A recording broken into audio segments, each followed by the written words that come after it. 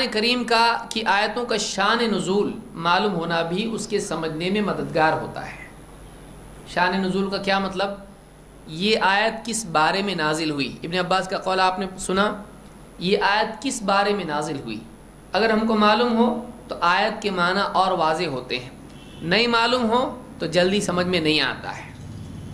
مثلا ایک آیت ہے قرآن کریم میں سورہ نساء میں، اللہ تعالیٰ فرماتا ہے یا ایھا الذین آمنوا، اب سمجھیں اس کو، یا ایھا الذین آمنوا، اے ایمان والو، اطیعوا اللہ واطیعوا الرسول واولی الامر منکم، اللہ کی فرما برداری کرو، اس کے رسول کی فرما برداری کرو، اور ان کی جو تم میں سے اولو الامر ہیں، معاملے کا اختیار رکھتے ہیں۔ فَإِن تَنَازَعْتُمْ فِي شَيْءٍ فَرُدُّوهُ إِلَى اللَّهِ وَالرَّسُولِ، پھر اگر تم میں کسی چیز میں اختلاف ہو جائے تو معاملے کو اللہ اور اس کے رسول کی طرف پھیر دو۔ ان کنتم تؤمنون باللہ والیوم الآخر، اگر تم واقعی اللہ اور آخرت کے دن پر ایمان رکھتے ہو تو۔ ذالک خیر واحسن تأویلا، یہ خیر ہے اور انجام کے اعتبار سے بہتر بات ہے۔ یہ فی ذاتی ہی خیر ہے، حال کے اعتبار سے اور معال کے اعتبار سے بھی ہے۔ اب آپ دیکھیے بعض لوگوں نے اس آیت کی تفسیر کرتے ہوئے کیا کہا کہ دیکھو اہل حدیث اکثر اس آیت کو ذکر کرتے ہیں لیکن اہل حدیث اس کو سمجھتے نہیں ہیں۔ کیا مطلب ہے؟ کہتے دیکھو یہ جو کہتے ہیں فَإِن تَنَازَعْتُمْ فِي شَيْءٍ فَرُدُّوهُ إِلَى اللَّهِ وَالرَّسُولِ، جب تم میں کسی چیز میں اختلاف ہو جائے اس کو اللہ اور اس کے رسول کی طرف پھیر دو۔ کہا کہ یہ جو آیت کا ٹکڑا ہے اس کا خطاب پوری امت سے نہیں ہے، اس کا خطاب مجتہدین سے ہے۔ اس کا خطاب کس سے ہے؟ مجتہدین سے ہے۔ اور اس میں ایمان والوں سے کہا گیا ہے کہ اللہ کی مانو، رسول کی مانو اور اولو الامر کی، تو اولو الامر کی ماننا عام مسلمانوں کو حکم ہے، لیکن اختلاف کی صورت میں معاملے کو پلٹانا اللہ اور اس کے رسول کی طرف، یہ خطاب عام مسلمانوں سے نہیں ہے بلکہ خطاب کس سے ہے؟ مجتہدین سے۔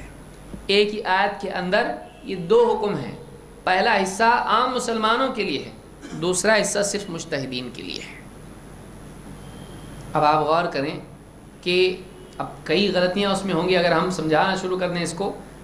اللہ تعالیٰ نے خطاب کیا سارے ایمان والوں سے، یا ایھا الذین آمنوا، اے ایمان والو، فرما برداری کرو اللہ کی، فرما برداری کرو رسول کی، اور تم میں سے اولو الامر کی۔ اس کا خطاب پوری امت سے ہے۔ اور آگے کا بھی جو خطاب ہے جو فا سے آ رہا ہے کہ اگر تم میں اختلاف ہو جائے تو پھر اس اختلاف کو کہاں پیش کرو؟ اولو الامر نہیں، اس کو اللہ اور اس کے رسول کی طرف پھیر دو اگر تم اللہ اور آخرت کے دن پر ایمان رکھتے ہو۔ اس طرح کی تفریق کر کے ایک حصے کو عوام کے ساتھ اور ایک کو مجتہدین کے ساتھ خاص کر دیا گیا۔ کیوں؟ تاکہ کوئی یہ نہ کہے کہ ہم تقلید نہیں بلکہ تحقیق کرتے ہیں۔ کہا گیا کہ تم لوگوں نے تقلید کرنا ہے، تمہارا کام اولو الامر سے پوچھنا ہے، ہاں کتاب و سنت کی طرف رجوع تمہارا کام نہیں ہے، وہ صرف مجتہد کریں گے، وہ صرف عالم کریں گے، تم نہیں کر سکتے۔ حالانکہ بات صحیح نہیں ہے۔ پہلی بات یہ کہا جائے کہ ٹھیک ہے پہلا حصہ عام عوام کے لیے ہے اور دوسرا حصہ کس کے لیے ہے؟ مجتہدین کے لیے۔ اگر مان لیں اس میں اوپر کہا جا رہا ہے اللہ کی فرما برداری کرو، رسول کرو اور اولو الامر کی، تو اللہ کی فرما برداری کیسے کرے گا؟ قرآن کی آیات، رسول کی فرما برداری احادیث، اور اولو الامر جو اس میں اجتہاد کر کے فیصلہ دیں۔ تو پہلی مرحلے میں کیا قرآن و سنت کا علم اس کو نہیں ضروری ہے؟ ویسے بھی تو اللہ اور اس کے رسول کی ماننا ہے، اس کو وہ کہاں سے مانے گا؟ اولو الامر تو تیسرے نمبر پر آ رہا ہے، اس کی بات تیسرے نمبر پر آ رہی، پہلی دو باتیں کیا ہیں؟ اللہ اور اس کے رسول کی بات ہے، تو پھر بھی تو آپس قرآن و حدیث سمجھنے کے لیے کوشش کرنا پڑے گی نا، یہ بتانے کے لیے کہ تم قرآن و حدیث کو نہیں سمجھ سکتے۔ کہا گیا کہ پہلا حصہ صرف عوام کے لیے ہے، دوسرا حصہ کس کے لیے ہے؟ مجتہدین کے لیے ہے، کہ اختلاف ہو جائے تو کتاب و سنت پر پیش کرو۔ عام آدمی پیش نہیں کر سکتا ہے، ہم کہتے ہیں عام آدمی براہ راست پیش نہیں کر سکتا ہے لیکن عالم کی مدد سے پیش کر سکتا ہے۔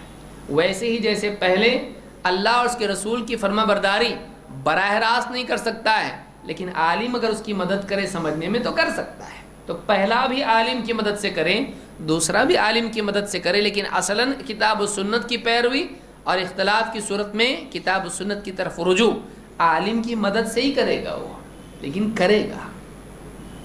آپ یہ نہیں کہہ سکتے کہ پہلا کام عوام کرے گی دوسرا کام مجتہد کرے گا، نہیں، دونوں پوری امت مکلف ہے سارے احکام کی، عالم براہ راست اور عامی عالم کی مدد سے۔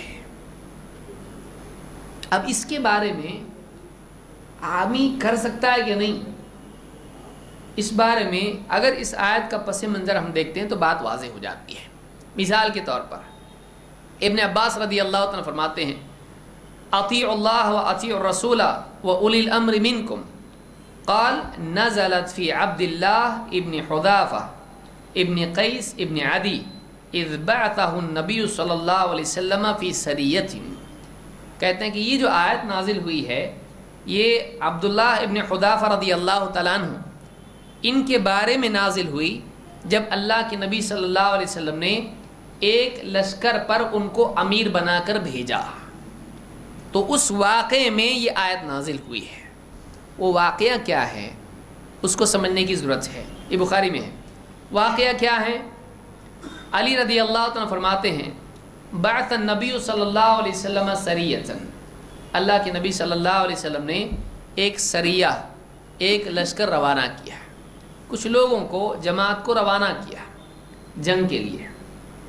فاستعمل رجلا من الانصار، ایک انصاری صحابی کو آپ نے ان پر امیر بنایا۔ وَأَمَرَهُمْ أَن يُطِيعُوهُ، اور کہا لوگوں سے اس کی فرما برداری کرنا۔ فغضب، اس امیر کو غصہ آیا سفر میں۔ فقال الیس امرکم النبی صلی اللہ علیہ وسلم ان تطیعونی، کہا کہ کیا نبی صلی اللہ علیہ وسلم نے تم کو حکم نہیں دیا تھا کہ میری بات ماننا؟ قالوا بلا، سب نے کہا ہاں بے شک۔ قال فاجمعوا لی حطبا، جاؤ لکڑیاں جمع کر کے لاؤ۔ فجمعوا، سب نے لکڑیاں جمع کی۔ فقال اوقدوا نارا، کہا آگ جلاؤ۔ فاوقدوها، آگ جلائی۔ فقال ادخلوها، کہا داخل ہو جاؤ آگ میں، لکڑیاں جمع کرو، آگ جلاؤ، کودو آگ میں، صرف تین ہی حکم۔ فہموا، وہ لوگ سوچ میں پڑ گئے۔ وجعل بعضهم يمسك بعضا، اور ایک دوسرے کا ہاتھ پکڑنے لگے، کود نہ جائے کوئی بھائی، امیر صاحب کا حکم آ گیا ہے، کود نہ جائے۔ اچھا بولنے والا کیا بتا رہا ہے؟ نبی صلی اللہ علیہ وسلم نے کہا کہ نہیں میرا حکم ماننا، بولے تھے نا ماننے کے لیے، ہاں جاؤ لکڑی جمع کرو، آگ لگاؤ، کودو۔ اب انہوں نے کیا کیا؟ ہاتھ پکڑ، نہیں کودنا چاہیے۔ کہتے ہیں وَيَقُولُونَ، اور کہنے لگے، بعض کہنے لگے فَرَرْنَا إِلَى النَّبِي صلی اللہ علیہ وسلم مِنَ النَّارِ، ہم تو آگ سے بچنے کے لیے ہی تو نبی صلی اللہ علیہ وسلم کی طرف بھاگے ہیں، اب پھر سے واپس آگ میں کود جائیں؟ آگ سے بچنے کے لیے اسلام قبول کیا، اب اسلام ہم کو آگ میں کودنا کیسے سکھا سکتا ہے؟ تو ہم آگ میں کودیں گے نہیں۔ فَمَا زَالُوا حَتَّى خَمَدَتِ النَّارِ فَسَكَنَ غَضَبُهُ، کہتے ہیں وہ اسی حال میں تھے کہ آگ بجھ گئی اور امیر کا غصہ بھی ٹھنڈا ہو گیا۔ فبلغ النبی صلی اللہ علیہ وسلم، یہ پورا واقعہ نبی صلی اللہ علیہ وسلم تک پہنچا۔ فقال لو دخلوها ما خرجوا منها الى يوم القیامہ، اگر یہ اس آگ میں داخل ہو جاتے قیامت کے دن تک نہیں نکلتے۔ الطاعۃ فی المعروف، فرما برداری صرف معروف میں ہے، نیکی کے کاموں میں ہے، وہ نیکی جس کو شریعت نے نیکی قرار دیا۔ فرما برداری نیکی کے کاموں میں ہے، یہ نہیں کہ کوئی غلط کام بولے تو اس کی بات کو سننا ہے۔ اس کو امام البخاری مسلم نے روایت کیا ہے۔ اس روایت میں آپ غور کریں، یہ جو آیت نازل ہوئی ہے جب تم میں اختلاف ہو جائے، کس سے اختلاف، کس کا کس سے ہوا؟ سوچیے، ایک طرف امیر ہے، ایک طرف عوام ہے، ایک طرف اولو الامر حکم دینے والا ہے، ایک طرف ماننے والے ہیں. اس کا حکم کیا ہے؟ آگ میں کودو. اچھا لکڑی جمع کرنا کوئی غلط کام نہیں ہے. آگ جلانا کچھ کھانا پکانے کے لیے ہو سکتی ہے بھائی، مرغ وغیرہ کچھ بھی ہے بھوننے کے لیے ہو سکتی، کچھ بھی ہو سکتا ہے، وہاں تک تو ٹھیک ہے، کوئی رسک اس میں نہیں ہے. لیکن اب کودو تو یہ جو حکم ہے وَلَا تَقْتُلُوا أَنفُسَكُمْ، اپنے آپ کو قتل مت کرو. امیر کا حکم اللہ کے حکم سے ٹکرا رہا ہے. خودکشی کرنا اسلام میں جائز نہیں ہے. تو امیر نے ایسا حکم دیا جو اسلام کے خلاف تھا، اسلام کے خلاف تھا. تو اب اختلاف کس میں ہوا؟ آپ سوچئے، عوام میں اور اولو الامر میں. فَإِن تَنَازَعْتُمْ فِي شَيْءٍ، یہ صرف مجتہد کا اختلاف نہیں ہے، بلکہ تم میں جب، اسی لیے امام شافعی کہتے ہیں تم میں آپس میں یا تمہارا تمہارے امیر کے ساتھ. امام شافعی کہتے ہیں تو کسی کا بھی امت میں اختلاف ہو جائے، پہنچانا کس کی طرف ہے، لوٹانا کس کی طرف ہے؟ کتاب و سنت کی طرف، اللہ اور اس کے رسول کی طرف، رسول کی حیات میں رسول کی ذات کی طرف، اور رسول کی وفات کے بعد اس کی بات کی طرف، آپ صلی اللہ علیہ وسلم کی بات کی طرف، آپ کی تعلیمات کی طرف. تو اب اس حدیث سے بات معلوم ہوئی کہ اختلاف تو ہوا تھا کس میں؟ امیر میں اور مأمور میں. تو اللہ تعالیٰ نے یہ نہیں کہا کہ تمہارا کام تھا ماننا، تم کو کیا سمجھتا ہے؟ جب نبی نے امیر بنایا اس کو تو کچھ سوچ کے ہی بنایا ہوگا، اور جب کہا کہ ان کا حکم مانو تو ماننا چاہیے تھا، کود جانا تھی، آگ میں کودنا چاہیے تھا. نہیں، ان میں اور ان میں اختلاف ہوا. انہوں نے دلیل کی بنیاد پر امیر کی بات نہیں مانی، دلیل کی بنیاد پر نہیں مانی. تو آپ غور کریں یہاں پر کہ اختلاف عوام میں اور عالم میں ہوا، اور دلیل کی بنیاد پر انہوں نے اس کی بات کو رد کر دیا. یہ نہ کرنے کی بنیاد پر یہود و نصارہ مشرک ہو گئے. آپ اس کے بالمقابل دوسری مثال دیکھیے. اللہ نے قرآن کریم میں کیا فرمایا؟ اتخذوا احبارہم ورہبانہم اربابا من دون اللہ. یہود و نصارہ نے اپنے عالموں کو، اپنے راہبوں کو اللہ کے مقابلے میں اللہ کے ساتھ اپنا رب بنا لیا. کیسے بنا لیا؟ اللہ کے حلال کو وہ حرام کہتے ان کے عالم، حرام کو حلال کہہ دیا، حلال مان لیا، حلال کو حرام کر دیا، حرام مان لیا.